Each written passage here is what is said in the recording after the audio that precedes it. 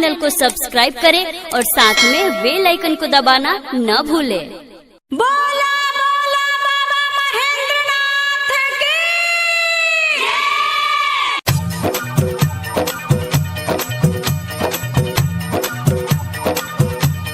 प्रेम से बोलिए बैजनाथ धाम की। आप सुन रहे हो कागा म्यूजिक की प्रस्तुति। चढ़ गई सावन के पूरा महीना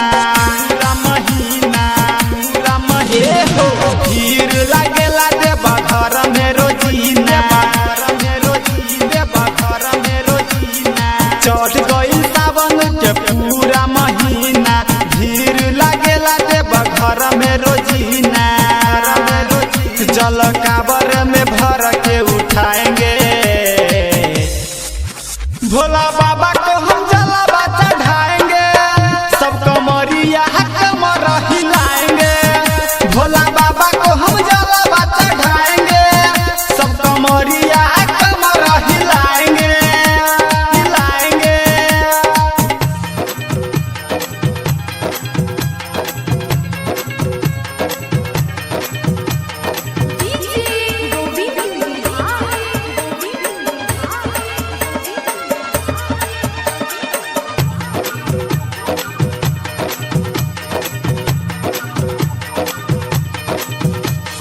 पहला सोमवारी को हम काबर सजाएंगे।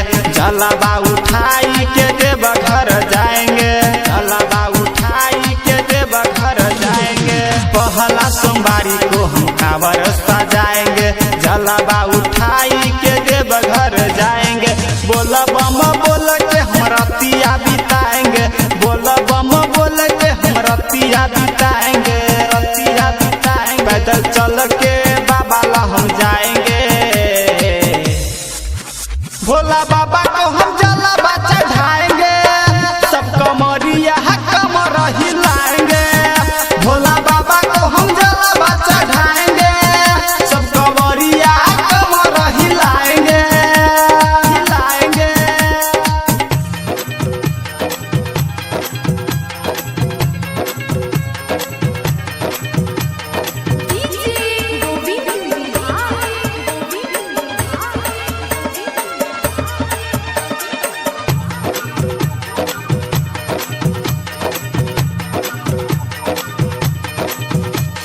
भांग धतूर गाजा संग ले जाएंगे। बाबा के नाम का चिलम धराएंगे। बाबा के नाम का चिलम धराएंगे। भांग धतूर गाजा संग ले जाएंगे। बाबा के नाम का चिलम धराएंगे। डीजे रंजित राज और रूपक संग जाएंगे। डीजे गोविंद और रूपक संग जाएंगे संग जाएंगे। पप्पू आर्या का गाना बजाएंगे। भोला बाबा को हम